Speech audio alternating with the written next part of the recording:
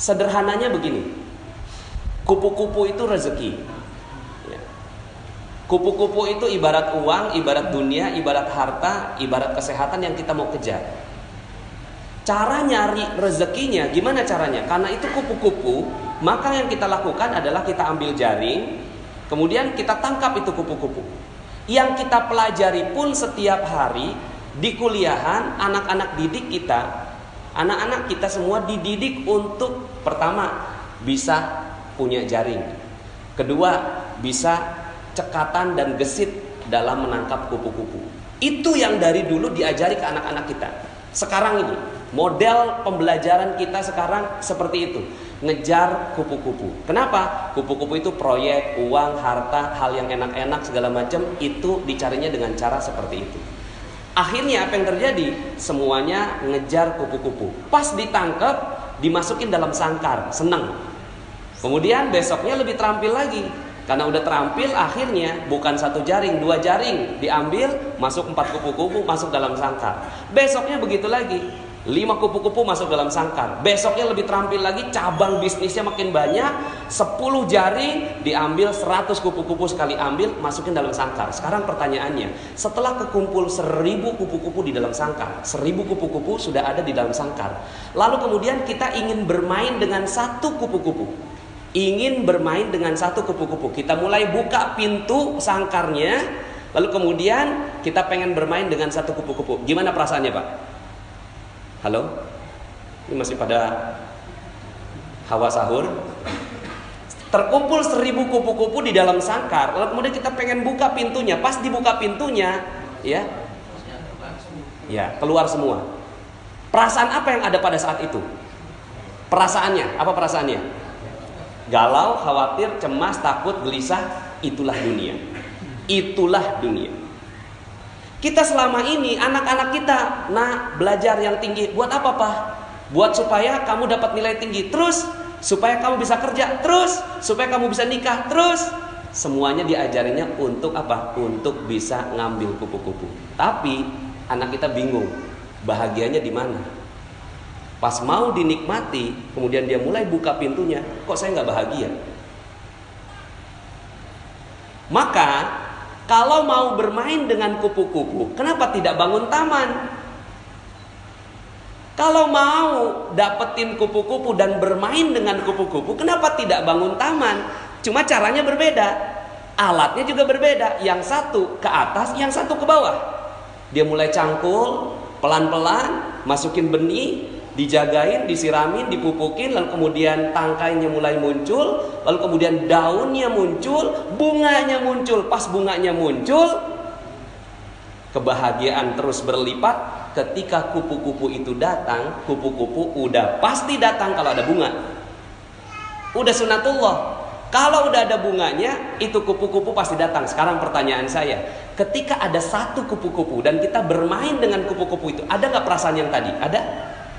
Resah, galau, gelisah, cemas, ada? Halo? Udah gak ada ya? Begitu yang harusnya dilakukan untuk mencari rezeki. Cuma selama ini yang kita lakukan adalah ngambil kupu-kupu dan gak punya taman. Akhirnya apa yang terjadi? Malam hari galau. Kenapa? Kupu-kupu hilang. Dicuri, hilang. Hilang handphone, galau. Diputus pacar, besok bunuh diri. Anak-anak kita sekarang, jangan sembarangan Bapak Ibu. Mungkin zaman-zaman kita, ini saya mulai memahami psikologi anak-anak kita sekarang. Mereka hilang loh Pak. Hilang mereka, kebahagiaan hilang. Mereka berpikir bahwa kebahagiaan itu bisa didapat di gadget, di dubsmash. Tahu dubsmash? Instagram, ya. Itu mereka mulai dapatkan kebahagiaan di situ. Itu semua. Maka hati-hati, anak-anak sekarang itu mulai hilang tamannya. Mereka nggak punya taman, yang mereka kejar adalah kupu-kupu. Ketika mereka kejar, kupu-kupunya hilang, malam datang, kupu-kupu hilang. Anak-anak sekarang nggak ada yang kuat nahan cobaan Pak. Nahan ujian, nahan musibah. Anak-anak sekarang itu galaunya luar biasa. Maka hati-hati, mungkin dulu kita masih ada sedikit sisa-sisa taman. Tapi sekarang anak-anak sekarang kita mulai harus merubah gaya kita. Makanya sekarang semua pada kebingungan. Coba Bapak Ibu perhatikan, lulusannya kimia, tapi malah kerjaannya yang lain. lulusannya arsitek tapi kerjaan yang lain. Pernah ada yang perhatiin itu? Berapa banyak orang yang kerjaannya sekolahnya A, pekerjaannya A? Sedikit sekali. Di Amerika datanya hanya 4%. Itu di Amerika yang link and match-nya bagus. Tapi di Indonesia, Masya Allah. Maka cara nyari rezeki sederhana. Gimana cara nyari rezeki? Bangun taman. Ini yang selama ini kita tinggalkan. Kita nggak punya taman. Akhirnya apa? Galau, gelisah, khawatir, cemas. Kita nggak punya taman. Yang kita cari kupu-kupu. Seneng banget tuh, ada orderan, ada project, ada harta, apa segala macam datang. Tapi kita mau beli sesuatu, beli mobil aja. Pas mau beli mobil, sebelum tuh mobil masuk, kita bikin sangkarnya dulu. Kenapa? Karena takut kalau kupu-kupunya hilang. Tuh. Nah, terus gimana dong? Ya udah, sekarang ganti fokus. Kalau kemarin tadi kan semalam kan saya bilang utang tuh lunas, ya kan? Karena memang kalau kita masih ada hawanya hawa utang, itu rezeki nggak akan pernah datang. Hawanya hawa utang, rezeki nggak bisa datang. Ya. Tapi kalau hawanya utang udah lunas, insya Allah gampang banget tuh datang. Nah itu salah satu tamannya rezeki. Nah untuk memupuk itu ada 3 hal. Ya. Ini tadi saya dipesanin, Ustadz kultum aja, benar-benar kultum, kuliah 7 menit. Ya udah, saya cuma kasih kisi-kisinya. Fokuslah pada 3 hal ini. Fokuslah pada 3 hal. Pertama, pikiran yang positif. Pikiran yang positif bahwa segala sesuatu bagus, segala sesuatu indah, husnudzon billah. Ini adalah taman yang paling indah. Taman yang paling indah adalah husnudzon billah. Husnudzon billah itu apa? Pokoknya semuanya positif dah. Masuk rumah sakit positif, ya kan? Bangkrut positif, ya. Jalanan kemarin macet apa penuh? Nah, penuh. Udah nggak ada jalanan macet di Jakarta ya. Nah, ini namanya positive thinking. Ajarin anak-anak kita ini tentang husnudzon billah. Kalau anak-anak kita berhasil mendapatkan ini, maka ini adalah sebuah kebahagiaan yang luar biasa. Yang perlu dicari ini positive thinking. Positive thinking. Yang kedua, ketenangan jiwa. Ini yang perlu dikejar. Ketenangan jiwa ini namanya positive feeling. Kalau bahasanya kan positive thinking, positive feeling. Rasa itu harus tenang, cool, damai, enak, setenang samudera. Nggak boleh ada perasaan deg-degan. Deg-degan sedikit, itu langsung hilang seluruh rezeki. Jadi misalnya nih, kita punya utang, katakanlah masih punya utang ya, orang sana ya. Kalau di sini kan udah nggak ada yang punya utang ya. Orang sana masih ada utang. Terus kemudian gitu ya, ketemu sama debt kolektornya. Udah 1 bulan selalu menghindar sama debt kolektor. Pas banget saat itu dia lagi ngantri makanan di mall, pas balik debt kolektornya ada di belakang. Kira-kira bagaimana jantungnya?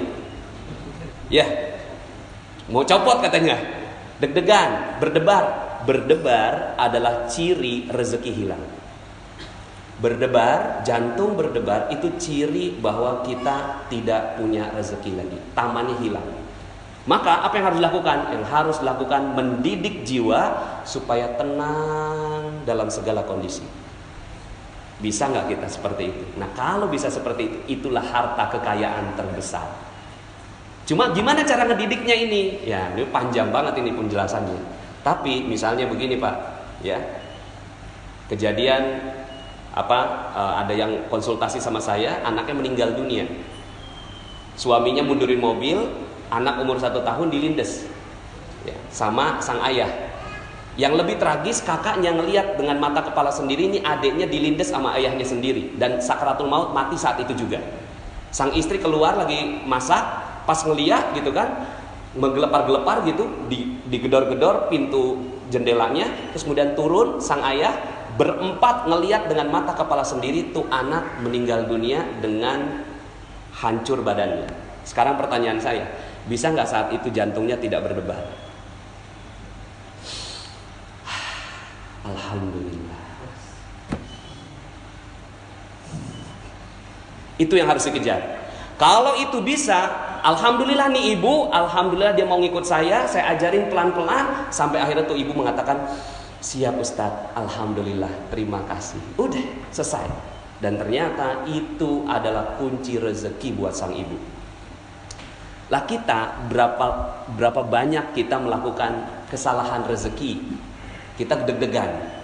Tanggal 25 gaji udah mulai habis, order belum nyampe, gimana perasaannya? Ya. Terus kemudian dagangan belum laku, gimana perasaannya? Padahal itu semua rezeki akan hilang. Nah, kejar nih ini. Cuma memang ya, nah ini memang perlu banyak sekali kajian tentang positive healing. Cuma bocorannya adalah positive healing hanya bisa didapatkan dengan ibadah. Positive feeling hanya bisa didapatkan dengan ibadah. Kalau positive thinking masih bisa sendiri. Positive thinking nih, bagus itu, oke, alhamdulillah, gitu ya, masih bisa. Tapi kalau positive feeling udah nggak bisa lagi dengan upaya sendiri, dia harus butuh bantuan Allah Subhanahu Wa Taala. Maka di titik itulah ibadah berkumpul seperti ini mahal harganya. Ini kumpul begini Pak, ini mahal sekali. Kalau orang tahu betul yang namanya rezeki, oh itu dikejar yang kayak gini. Ada orang kumpulan apa? Duduk tenang, damai. Kenapa? Ada malaikat di sini. Malaikat itulah yang bikin ketenangan hati. Makanya Allah katakan, ala bidzikrillahi tatmainnul qulub. Ingatlah hanya dengan mengingat Allah maka hati bisa positive feeling. Nah.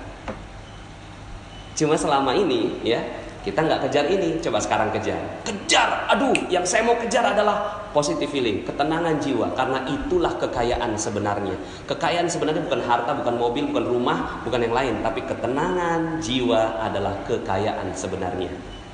Ya, dikatakan oleh Rasulullah SAW, laisal ghina an kasratil arad, walakinnal ghina ghinan nafs. Bukan kekayaan kamu punya banyak harta, tapi kekayaan adalah tenangnya jiwa. Di penjara senang, ditangkap senang, ya bahagia, semuanya tenang, cool, mau digantung aja senyum. Tuh, kalau kita mampu seperti itu, maka itulah kekayaan sebenarnya. Cuma selama ini kita nggak kejar, yang kita kejar cuma duit aja.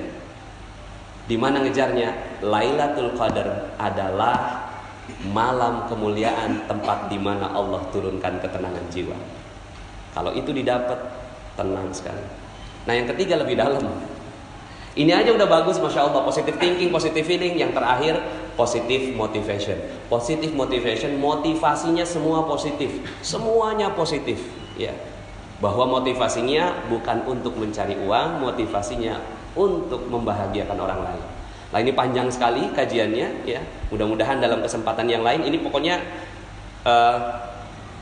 cirinya 3 aja. Kejar ini. Nggak penting tuh jurusan, nggak penting tuh kuliah, nggak penting tuh sekolah. Bener, nggak penting. Kalau sekolah nggak ngajarin 3 hal ini, berarti sekolah itu nggak penting. Makanya sekarang ini muncul adanya gerakan anti sekolah. Kenapa? Karena di sekolahan anak-anak berantem juga, ya. Tapi bukan berarti bahwa saya anti sekolah, tidak. Kalau di sekolahan ini mengajarkan 3 hal ini, maka sekolah itu perlu dikejar.